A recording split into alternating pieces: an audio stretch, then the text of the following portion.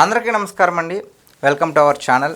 మనతో పాటు గెస్ట్గా ఉన్నారు అశోక్ కుమార్ గారు. సార్ నమస్తే అండి. నమస్తే అండి. సార్, గుంటూరు జిల్లా తెనాలిలో చిరంజీవి అనే కానిస్టేబుల్ పైన మరి గంజాయి మత్తులో ఉన్న ఒక ముగ్గురు ఆయన పైన దాడి చేయడం అయితే జరిగింది. సో పోలీస్ ఫిర్యాదు వల్ల కొన్నాళ్ళ తర్వాత, కొన్ని రోజుల తర్వాత ఎవరైతే దాడి చేశారో వాళ్ళ ముగ్గురిని కూడా పోలీసులు అందరి ముందు కూడా అరికాలికి బుద్ధి చెప్పడం అయితే జరిగింది. సో దానికి కూడా వాళ్ళ ముగ్గురిపైన కూడా సానుభూతి తెలుపుతూ కొంతమంది రాజకీయ నేతలు అయితే పోస్టులు కూడా పెట్టారు. ఇంకొక విషయం ఏంటంటే, జగన్ రాజకీయం అంటే రౌడీ రాజకీయం అని నిరూపితం అవుతుంది. ఎందుకని ఈ మాట అంటున్నానంటే, రేపు జూన్ 3వ తారీఖున మరి ఈ ముగ్గురు ఎవరైతే కాలుబుద్ధి చెప్పారో వాళ్ళ ముగ్గురులో ఒకరైన జాన్ విక్టర్ ఫ్యామిలీని పరామర్శించడానికి జగన్మోహన్ రెడ్డి గారు రేపు వెళ్ళబోతున్నారు. అసలు దీనిపైన మీ స్పందన ఏంటి? మనం చాలాసార్లు అండి ఒక మహిళ పైన లేకపోతే చిన్న ఆడబిడ్డల పైన ఏదైనా అఘాయిత్యం జరిగినప్పుడు మనం భారతదేశంలో ఉండాలి అని చెప్పి బాధపడిన సందర్భాలు చాలా సార్లు ఉన్నాయి. ఎందుకంటే వాళ్ళు తీసుకెళ్లి జైల్లో పెట్టి వాళ్ళు మేపడం, ఒక 10 ఏళ్ళు 7 ఏళ్ళు తర్వాత ఇంకా శిక్ష ఖరారు కాకపోవడం, తర్వాత శిక్ష ఖరారవడం, 14 ఏళ్ళ యావజీవ కారాగార శిక్ష అని చెప్పడం, ఇవన్నీ రకరకాలుగా వింటా ఉన్నాం. ఆ సమయంలో మన ప్రతి ఒక్కరి మనోభావాలు ఏ విధంగా ఉంటాయంటే, ఇదే గన సౌదీ అరేబియా అంటే బాగుండు, లేకుండా కువైట్ అంటే బాగుండు, పబ్లిక్ లో ఉరి తీసింటారు కదా అని మనం విన్నాం. అవునా కదండి? వాస్తవంగా. సో ఇదే కోవలోకి వచ్చినటువంటి కేసు ఇది. వాస్తవంగా చెప్పాలంటే ఆయన చిరంజీవి అనే ఆయన ఒక కానిస్టేబుల్. సరే, మీరు అడగచ్చు ఏమని, ఆయన పైన ఏమన్నా మహిళ, ఆయన పైన అఘాయిత్యాలు ఏమైనా జరిగినాయా, లేకుంటే మానభంగాలు జరిగినాయా అని అడగచ్చు. ఈ రోజు కానిస్టేబుల్ కే అంత గతిపడినప్పుడు రేపు ఈ మధ్య అండి కడప జిల్లాలో ఒక పెళ్లికి వెళ్ళినారు. ఒక కేవలం మద్య మొత్తం, మీరు ఇంకా డ్రగ్స్ గంజాయి గురించి మనం మాట్లాడుతున్నాము. కడప జిల్లాలో పెళ్లికి పోయిన సందర్భంగా ఆ పెళ్లికి పోయి పెళ్లికి సంబంధించిన ఎవరైతే బంధువులు ఉంటారో, అంటే ఆడపిల్ల గల వాళ్ళు, వాళ్ళ ఇంట్లో ఒక చిన్న పాప, ఒక 3 ఏళ్ల పాప, ఆ పాపని అఘాయిత్యం చేసి చంపేస్తున్నాడు. ఎవరైతే పెళ్లి కొడుకు తరపున వచ్చాడో అత్తగాడు మందు తాగి ఆ పాపని ఇబ్బంది పెట్టేసి చంపేశాడు. దానికి ఏ విధంగా అనాలా? ఎవరికైనా ఏడుపు వచ్చేది. ఈ రోజు ఒకరి ఫ్యామిలీలో జరిగింది, రేపు ఇంకొకరు జరుగుతుంది.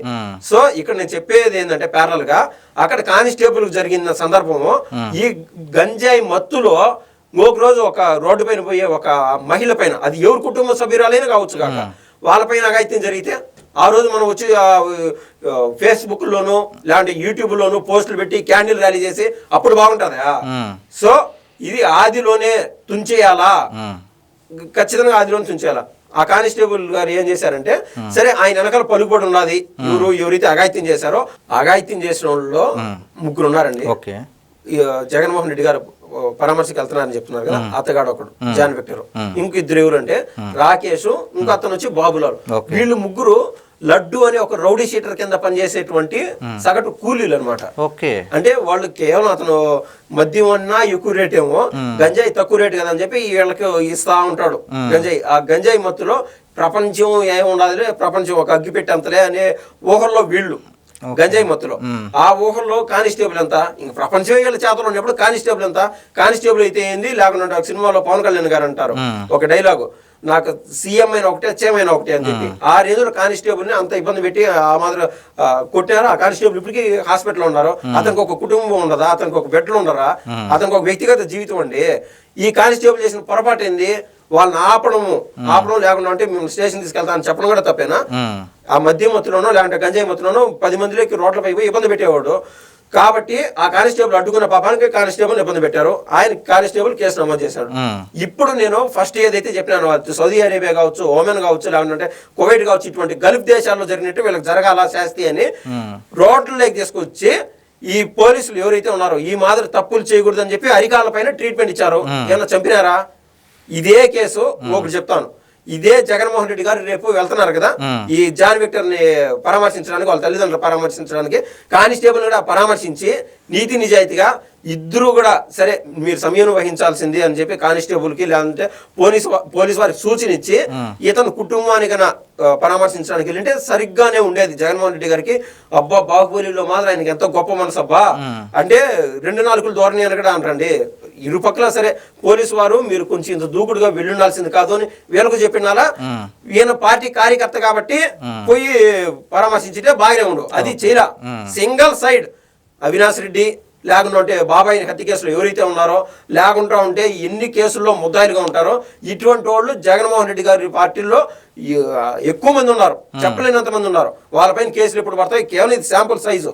ఇటువంటి వాళ్ళకి మొహమాటం లేకుండా నిస్సిగ్గుగా జగన్మోహన్ రెడ్డి గారు వెళ్ళి పరామర్శకి వెళ్తున్నారంటే సగటు ఆంధ్రులు సిగ్గుపడాల్సిన విషయం.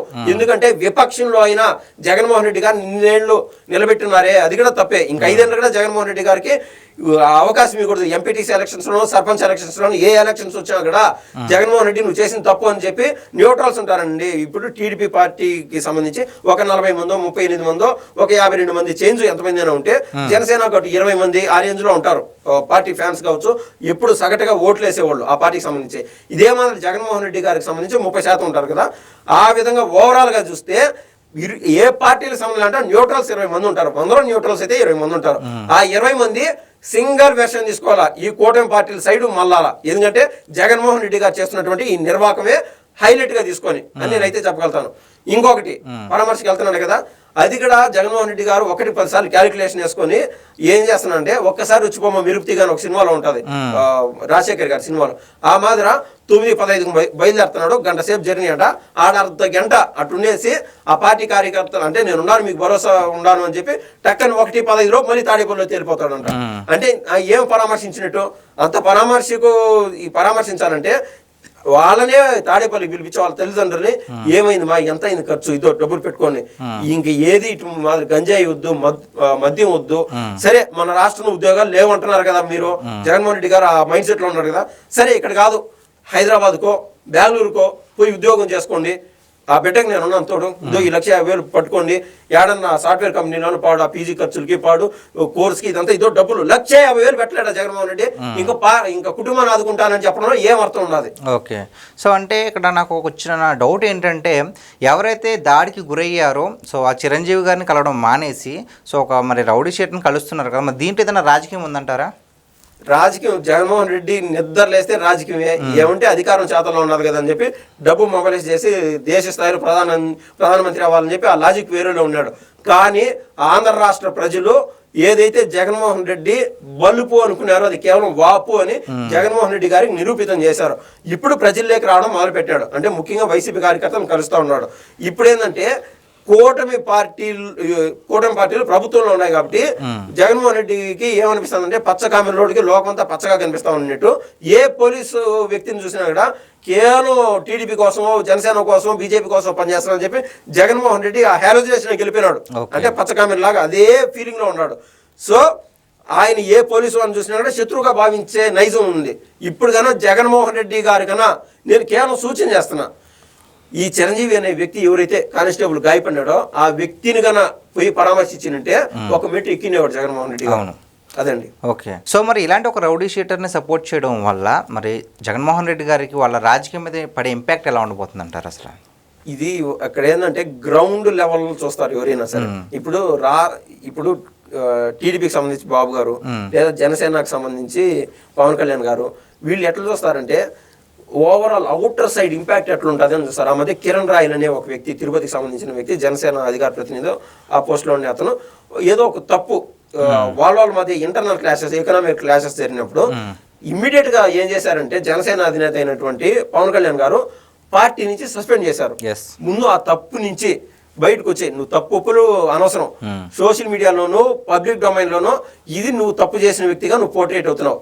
నువ్వు ఏ మహిళకైతే బాకీ ఉన్నావో వాళ్ళకు కూర్చొని సెటరేట్ చేసుకో, వాళ్ళకి బాకీ ఉండే డబ్బులు బాకీ ఇచ్చేసేయి, నువ్వు కడిగిన ముత్తిమాల వచ్చేసేయి, మళ్ళీ పార్టీలో జాయిన్ చేసుకుంటా అని చెప్పి అవకాశం ఇచ్చాడు.